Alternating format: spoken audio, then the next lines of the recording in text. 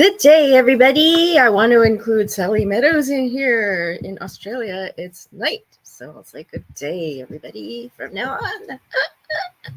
Good morning, John Clark, my hero. You've been keeping me alive. Alive. Okay, so today we are on Marcus Aurelius Monday. It is the 22nd of July. It is Monday. It is not a holiday. It feels like it ought to be a holiday. It isn't a holiday, but it is nice of a day. Okay, so we are in book 12 of meditations in Marcus Aurelius's work. Marcus Aurelius was a Roman emperor. He lived about 2,000 years ago. All right, and he's a Stoic, and I have a few cats here. I would like to say hello to them in a minute or so, even when we are about to start this. And would you like to come up here, Vera? Hmm? Yes, say hello. Goodness gracious, that's her. That's a good girl. So she's very calm. She'll help me with all of these meditative states, and I really think it was a wonderful thing that Bridget Diane Gruber helped me to, and we got her. 23. A given action that stops when it's supposed to is none the worse for stopping, nor the person engaged in it either. So too with the succession of actions we call life. If it ends when it's supposed to, it's none the worse for that. And the person who comes to the end of the line has no cause for complaint.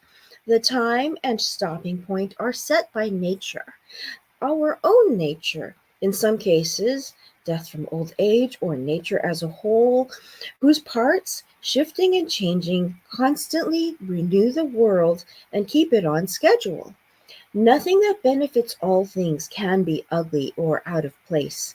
The end of life is not an evil. It doesn't disgrace us. Why should we be ashamed of an involuntary act that injures no one? It's a good thing, scheduled by the world, promoted by it. This is how we become godlike, following God's path and reason's goals. Number 24. 3 things essential at all times. 1a. Your own actions, that they are not arbitrary or different from what abstract justice would do. 1b. External events, that they happen randomly or by design.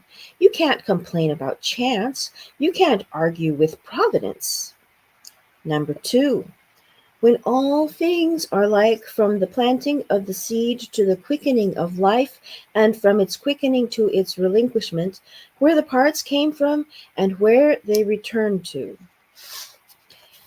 Number 3 of 24.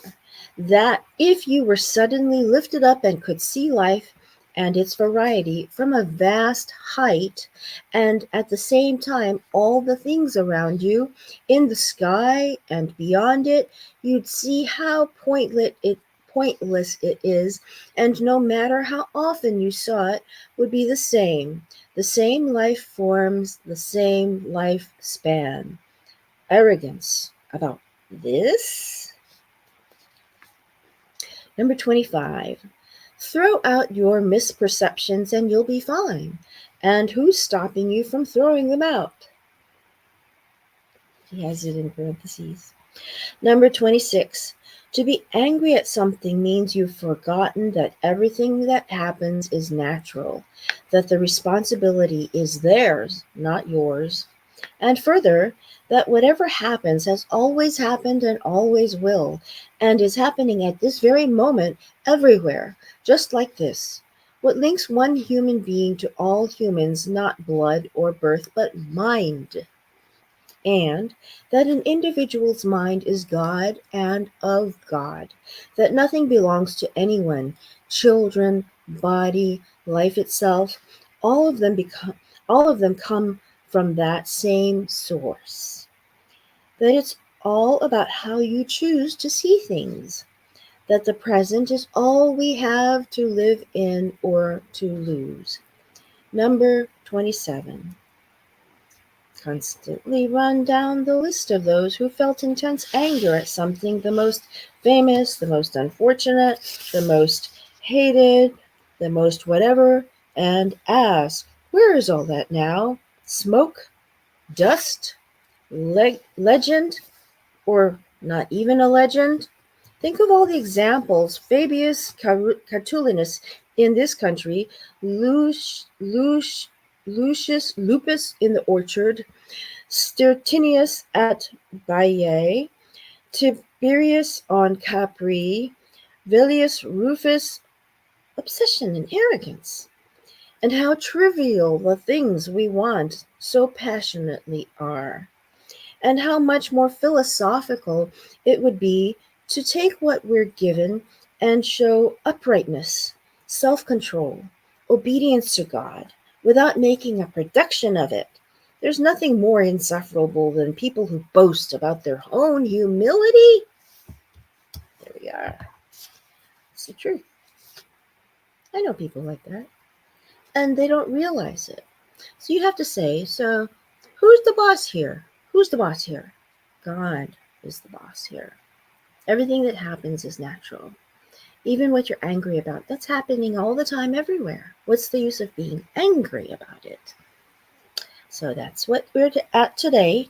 That was I think we've read all of book 12 at this point, even though, oh, I take that back. We haven't read all of book 12. We haven't read all of book 12. We have a few more of book 12 that we had originally in the past read numbers 28 through 32.